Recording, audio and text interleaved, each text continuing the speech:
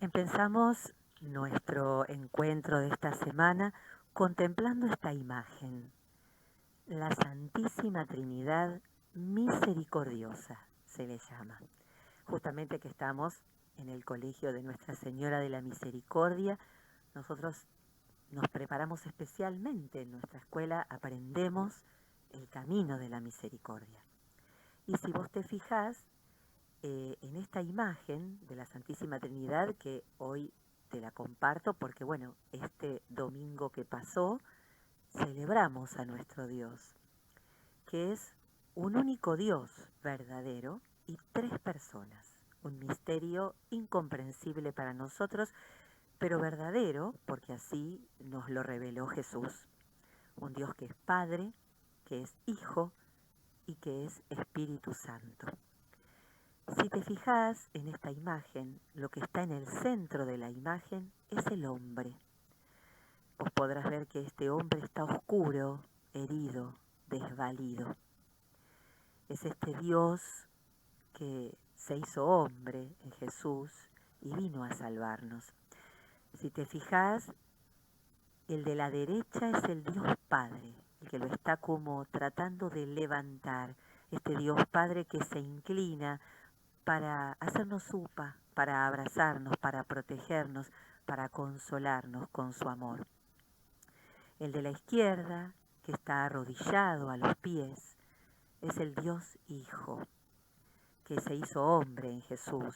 Recordá la escena del lavatorio de los pies, cuando Jesús se arrodilla para lavar los pies de sus amigos, los apóstoles, pero también Jesús se arrodilla y se hace nuestro servidor, sobre todo en la cruz, para salvarnos. Emociona ver a un Dios que se arrodilla y besa nuestros pies. Tanto es el amor de un Dios que todopoderoso es todo amor, y abraza y se hace servidor del hombre. Y sobre el hombre viene esto que es, parece por un lado una paloma, si ves, un piquito, o el fuego, la llama del Espíritu Santo, que viene en auxilio, viene volando, viene en auxilio a encender nuestro corazón. Así empezamos entonces este encuentro de esta semana, dando gloria a nuestro Dios.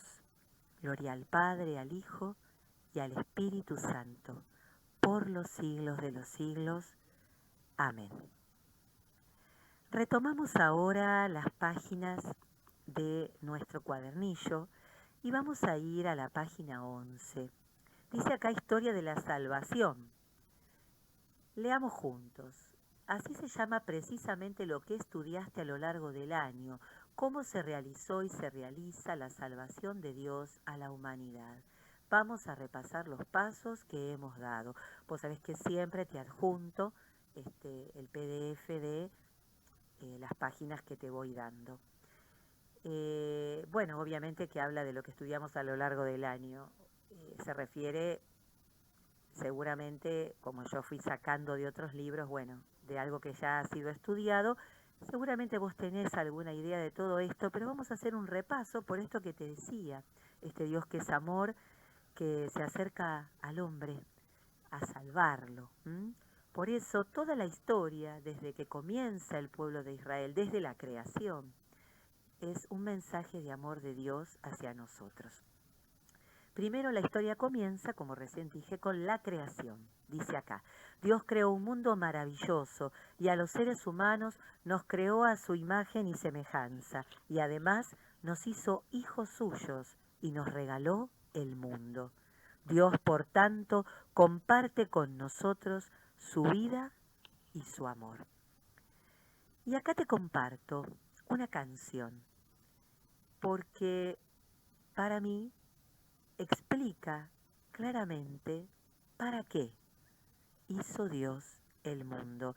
La canción está basada en el relato del primer libro de la Biblia, el Génesis. La Biblia comienza con el relato de la creación del mundo, que si bien la expresa hecha en 7 días, y no sabemos si es así, lo que busca este relato es mostrarnos que Dios lo hizo todo y que lo hizo bueno y perfecto. ¿Pero para qué lo hizo? Te comparto lo que yo creo que es esa respuesta en esta canción.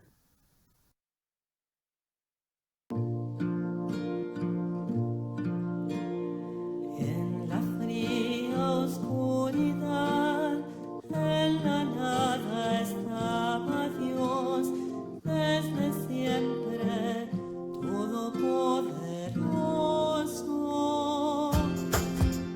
Dijo Dios y sucedió, su palabra vida es, cielo y tierra, todo lo hizo bien. Porque Dios es amor, con nosotros odió, para amarnos, Él nos creó. Toda la creación es un regalo de amor, para amarnos, Él nos creó.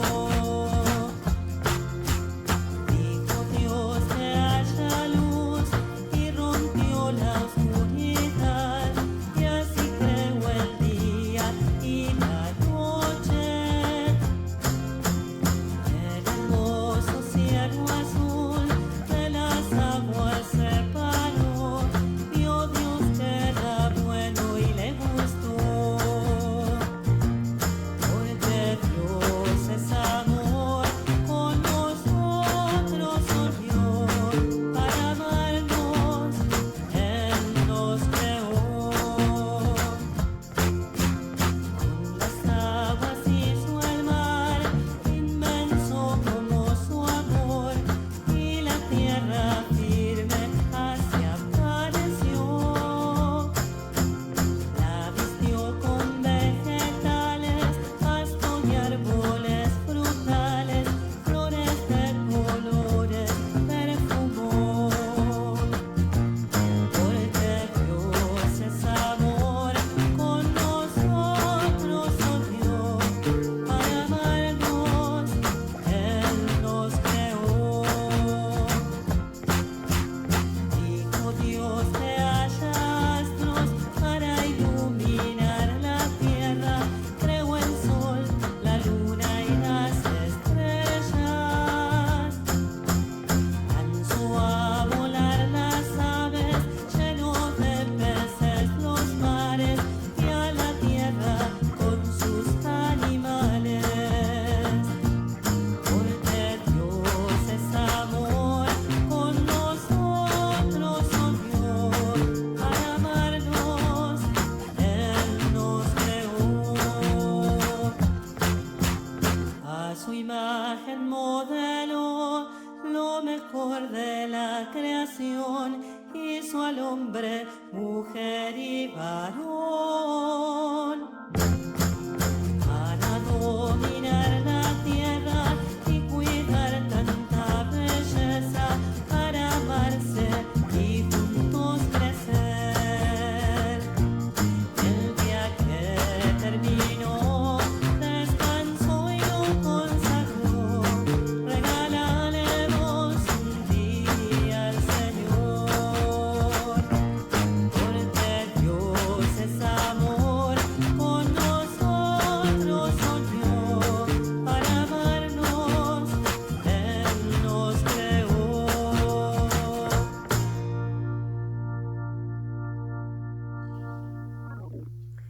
Bueno, creo que queda claro el sentido de la creación. Un Dios que es amor y obviamente siendo todopoderoso no necesita de nosotros, pero el amor busca siempre a alguien a quien amar. Y para eso nos creó Dios y para eso creó toda la naturaleza como un regalo de amor para nosotros. Bueno, continuemos con el cuadernillo, con esta página 11. Tenemos aquí en el punto 2, Abraham. El pecado separa a los hombres de Dios y Dios toma la iniciativa para salvar a la humanidad. Abraham confía en la promesa de Dios y a partir de él Dios da el primer paso formando el pueblo de Dios. En el capítulo 3 del Génesis está este relato tan conocido que si bien no utiliza estos nombres, bueno, de boca en boca fue pasando como este cuento de Adán y Eva y la manzana, del árbol del conocimiento del bien y del mal, la tentación del demonio que aparece como simbolizado en la serpiente. El libro del Génesis en este capítulo 3 nos cuenta este episodio como para mostrarnos que Dios, amor, crea al hombre, le regala toda la naturaleza, pone la naturaleza en sus manos para que la haga fructificar, desarrollar, para que la cuide con el mismo amor con que Dios la creó. Y el hombre termina siempre dándole la espalda a Dios, haciendo lo que quiere, diciéndole que no a esta propuesta de Dios. Y esto es el pecado. Esto provoca una ruptura, una separación y un alejamiento del hombre de su Padre Dios. Pero, como Dios es este Padre que nunca nos abandona, entonces busca solucionar esta distancia. Y entonces decide Él mismo bajar y hacerse uno de nosotros. Pero Dios, las cosas importantes, les da mucho tiempo. Entonces no es que baje enseguida, digamos, sino que primero forma un pueblo. Y de ese pueblo nacerá el Salvador. Dios nos prepara. Se toma mucho tiempo para prepararnos para un encuentro con Él. Y es así que entonces comienza eligiendo un hombre, que es Abraham. Acá te lo muestro en estas imágenes que te cuento. Esta es una Biblia para niños viejísima, porque es de cuando yo era niña, 50 años, mira.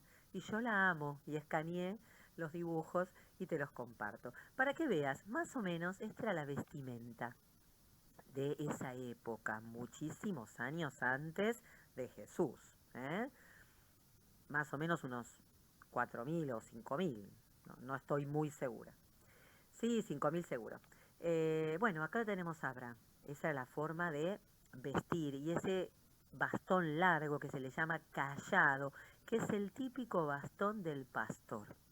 Porque lo que siempre vamos a ver en los personajes de la historia de la salvación y que todos en algún momento han sido pastores, cuidando su rebaño de ovejas. Recordemos que Jesús nos dice, yo soy el buen pastor. Sus elegidos han sido siempre gente con esta capacidad de cuidar ovejas, de cuidar a los demás. Vemos cómo vivían en esa época, que hacían como tiendas de campaña, con cueros de animales, algo parecido a las carpas de nuestros aborígenes, de nuestro país. Vivían en una zona desértica y se movían según las ovejas necesitaran pastos. Se quedaban un tiempo, cuando ya el suelo se había agotado, las ovejas habían comido todo, levantaban todo eso y se iban a otro lugar. Es lo que siempre llamamos los nómades, ¿sí? Y en el caso de Abraham, Dios le habla y le dice, deja tu país, esto lo cuenta el Génesis también, deja tu país, el lugar donde naciste, capítulo 12 del Génesis, y anda a la tierra que yo te voy a mostrar, porque esa es la tierra que yo te quiero regalar. Esta tierra, en ese momento, era la tierra de Canaán. Vivían muchas tribus y muchos pueblos diferentes. Pero Dios le habla directamente a Abraham y se presenta como el único Dios verdadero. De hecho, el pueblo de Israel es el único pueblo en su época que cree en la existencia de un solo Dios, lo que nosotros llamamos un pueblo monoteísta, porque todos los pueblos vecinos van a creer siempre en la existencia de muchos dioses.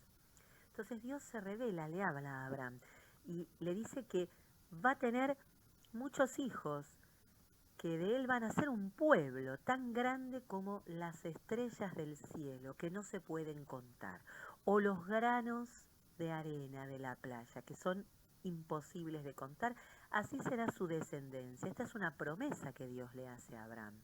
y que obviamente le cumple, porque el pueblo de Israel se hizo muy numeroso y lo sigue siendo en el mundo entero.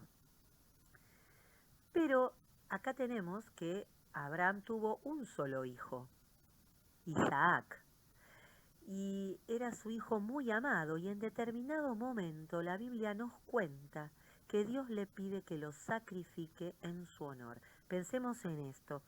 En esa época todos los pueblos hacían sacrificios a sus dioses para pedirle cosas, para que no se enojaran con ellos, para tener buenas cosechas, para que lloviera lo suficiente, etc. Pero hacían sacrificios humanos. Muchos pueblos hacían sacrificios humanos. Por eso a Abraham no le resulta extraño, si bien muy doloroso, sacrificar a su único hijo. Sin embargo, lo hace, es decir, va al monte, lleva los troncos, ata a su hijo como se ata a un animal, y antes de sacrificarlo con el cuchillo, la mano de Dios en esta hermosa imagen, lo detiene y le dice, no le hagas daño, yo quería probar tu fe. Abraham es considerado, es muy importante, es considerado el padre de la fe de las 3 religiones más importantes monoteístas, ¿no es cierto? La religión judía, la religión musulmana, la de los árabes, y la nuestra.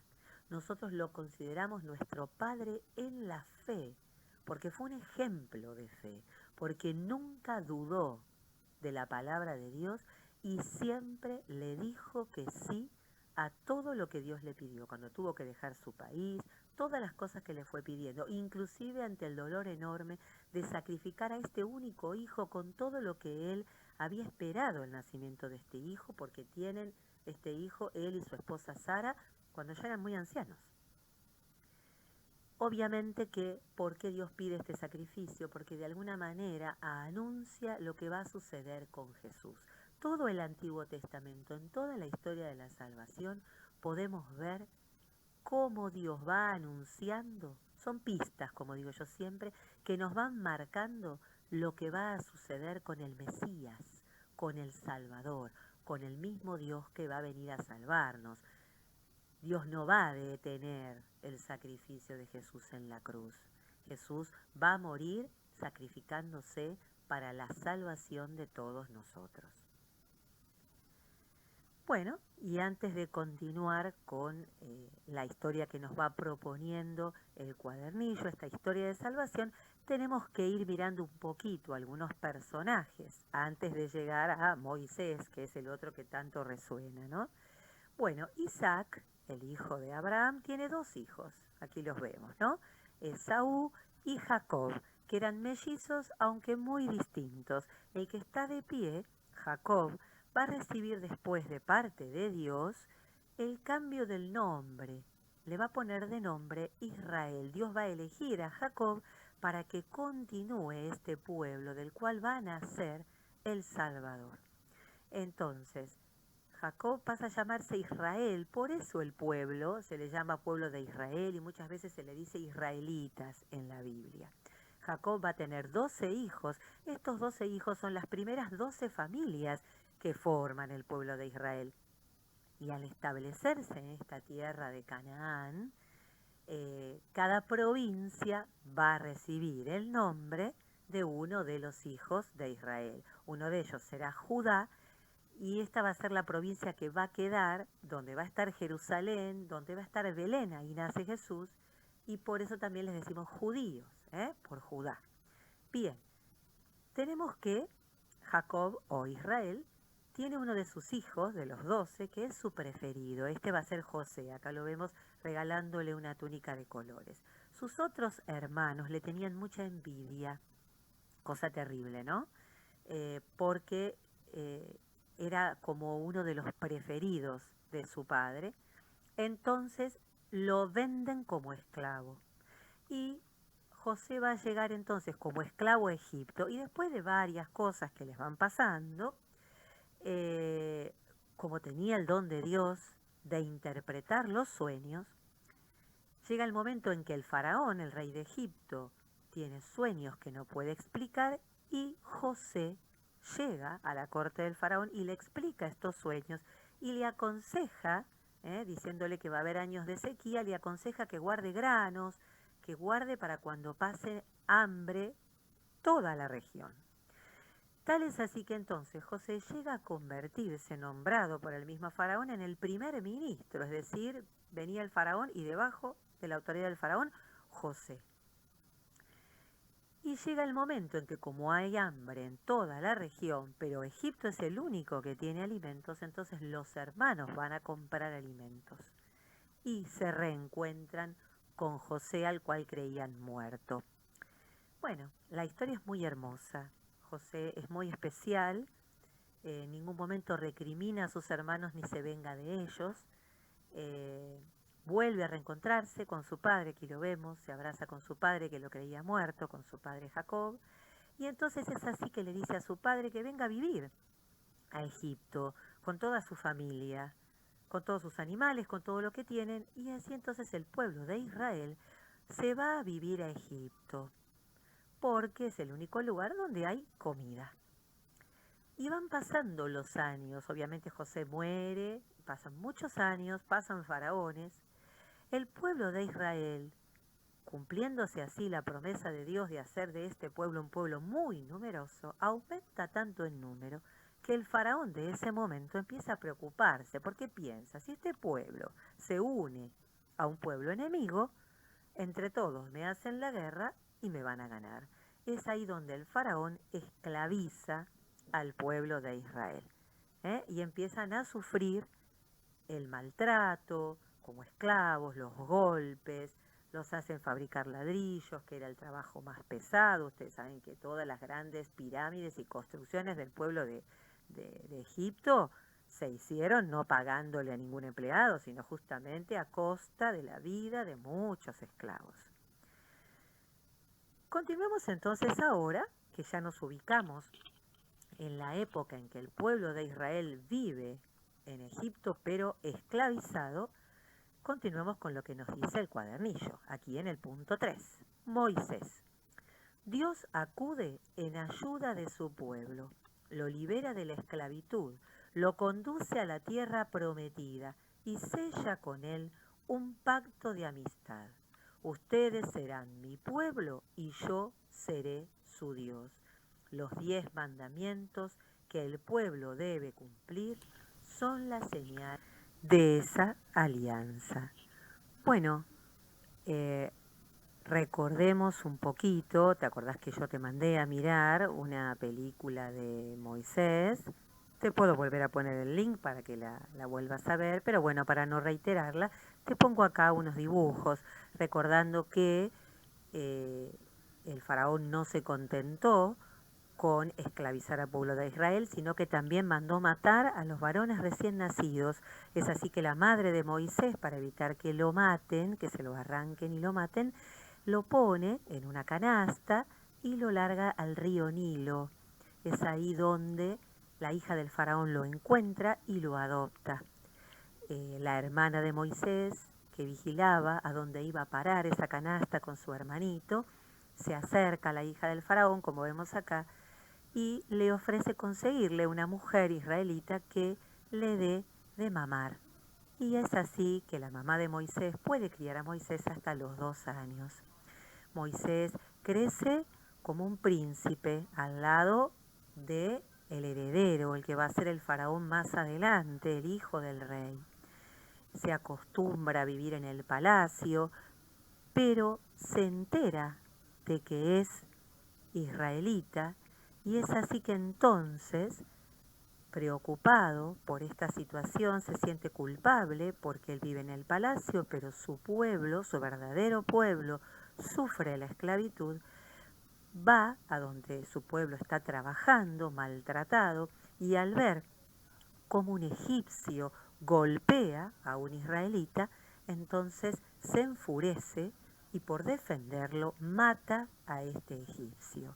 Al matar al egipcio, obviamente, entonces se ve obligado a escapar de Egipto, porque por haber matado a un egipcio, por más que él sea primo adoptivo del futuro faraón, le esperaba la muerte. castigo de la pena de muerte. Entonces huye al desierto, cruza el desierto, y es así que entonces conoce a la que será su esposa, en una fuente donde le ayuda a recoger agua, se casa, tiene 2 hijos y trabaja como pastor, cuidando las ovejas de su suegro Jetro. Y es así entonces que un día se aleja un poquito más de donde él solía llevar las ovejas y ve este arbusto, la zarza, que arde, prendida a fuego, pero no se consume. Y entonces, desde la zarza, escucha la voz de Dios que lo llama: Moisés, Moisés, tenés que ir a salvar a mi pueblo. Yo escucho cómo mi pueblo sufre y se queja. Tenés que ir a hablar con el faraón y pedirle que los libere. Moisés al principio siente miedo. Dios le dice: yo voy a hablar a través de tu boca. Bueno, ya conocemos esta historia. Moisés insiste al faraón, el faraón persiste en que no, y Dios va mandando las 10 plagas, ¿te acordás? Castigando al faraón en su negación, en decirle que no a Dios, hasta que finalmente, cuando mueren los primogénitos, los hijos mayores de cada familia egipcia, porque Dios protege al pueblo de Israel no le pasa nada, no sufre ningún daño, es que entonces el faraón deja salir al pueblo. Y el pueblo se encuentra hasta ante el mar, que le corta el paso, y Dios hace el milagro de separar las aguas. Le dice a Moisés que ponga el bastón, separa las aguas, y entonces el pueblo cruza el Mar Rojo hacia el desierto, hacia su liberación. Y es así como el pueblo, ya fuera de peligro, inicia esa peregrinación hacia la tierra prometida, la tierra donde había comenzado a vivir Abraham, Isaac, Jacob con sus 12 hijos, y que se tuvo que mudar a Egipto por el problema de que no había comida, hasta que ya hablamos de la historia de José. Entonces vuelven a esta tierra, pero este volver les va a llevar un tiempo de peregrinación en el desierto, que la Biblia nos habla de 40 años. Suponemos que no les llevó tanto tiempo, recordemos el número 40 como un número que implica una preparación, la cuaresma, ¿te acordás? Entonces el pueblo se prepara en este tiempo para ser un pueblo libre. Y se prepara conociendo a su Dios también, un Dios que no lo conocía porque había estado esclavo en Egipto. Durante todo este caminar en el desierto, Dios no abandona a su pueblo, sino que le da agua, le da comida. Todas las mañanas el pueblo recoge harina del suelo, con lo cual amasar, y todas las semanas llueven codornices que caen ya muertas para que el pueblo pueda cocinarlas y comer algo de carne. Dios se muestra como este Dios que nos alimenta, una pista que nos habla ya de Jesús, que se nos va a dar en la comunión. Y en este peregrinar el pueblo se acerca al monte Sinaí, que también recibe el nombre del monte Horeb, donde entonces Dios se le presenta. Es Moisés el que sube a la cima del monte, y ahí es que Dios les dice esto: ustedes serán mi pueblo, yo seré su Dios, yo los voy a proteger, los voy a cuidar, siempre, siempre voy a estar con ustedes. Y les da los 10 mandamientos que Moisés va a tallar en unas tablas de piedra, y son estos 10 mandamientos que son como esta alianza, este contrato, ¿no? Este acuerdo. Si ustedes quieren ser mi pueblo, entonces hagan lo que yo les digo. Y no como una manera de obligar al pueblo, sino como un camino que Dios va marcando al pueblo. Si siguen por este camino, no se van a perder, van a ser felices y siempre me van a poder encontrar. Bueno, y hasta aquí vamos a llegar por hoy, porque ya nos llevó mucho. Lo que pasa es que obviamente no podemos poner en un solo video absolutamente todo el Antiguo Testamento, ¿no es así? Y hay cosas que es importante refrescarlas, más que nada para que vos tengas una idea coherente de cómo se sucedieron las cosas. Hay mucho más por conocer, pero bueno, lo único que antes de llegar a David, que es el punto 4 que nos propone la página 11, decirte que el pueblo se organizó en la nueva tierra, en la tierra prometida a la cual volvió con Moisés, y que ingresó en esta tierra con Josué, que es un personaje muy importante. De hecho, han hecho algunas telenovelas de la historia de Josué, donde se cuentan mucho las batallas, la guerra que tuvo que pelear Israel para poder finalmente asentarse en esta tierra que estaba obviamente habitada por otros pueblos que no los querían dejar vivir allí. Luego de Josué, que así se llama uno de los libros de la Biblia, Josué, está toda la historia ahí, empieza un periodo donde el pueblo se organiza a través de jueces. El libro de los jueces también lo encontramos en el Antiguo Testamento y cuenta la historia de diferentes personajes que durante un tiempo fueron haciendo de jueces y también de guías del pueblo, porque bueno, obviamente ya Moisés murió antes de entrar a la tierra prometida, por eso entran con Josué. Después se organizan con jueces. Entre los jueces tenemos la historia de Sansón, el que tenía tantos músculos y era tan fuerte.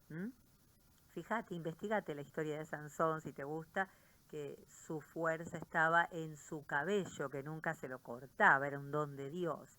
Y cuando una mujer lo enamora, él se casa con ella, pero es enemiga, es filistea, le corta el cabello, él pierde la fuerza, ¿no? Pero Dios se la vuelve a dar para que pueda defender a su pueblo. Es una historia maravillosa, la de Sansón y Dalila. Se han hecho películas antiguas, hermosas. Podés buscarlo si querés. Y también, por ejemplo, una jueza, mujer, la jueza Débora también. Jueces que animaron siempre al pueblo a mantenerse fiel a Dios y que, bueno, le fueron aconsejando en el cumplimiento de estos mandamientos que ya Dios había establecido como alianza con su pueblo. Y es así que después encontramos en la Biblia el libro de Samuel. Samuel va a ser el último de los jueces y el primero de los profetas, porque va a ser el que va a escuchar la voz de Dios y va a anunciar al pueblo lo que va a ir sucediendo, y va a ser el que va a elegir por orden de Dios al primer, no al primero, o sea, Israel tiene su rey, el rey Saúl, pero por elección de Dios va a ungir como rey a David, el gran rey David. Esto amerita una segunda clase, Así que nos despedimos hasta la próxima.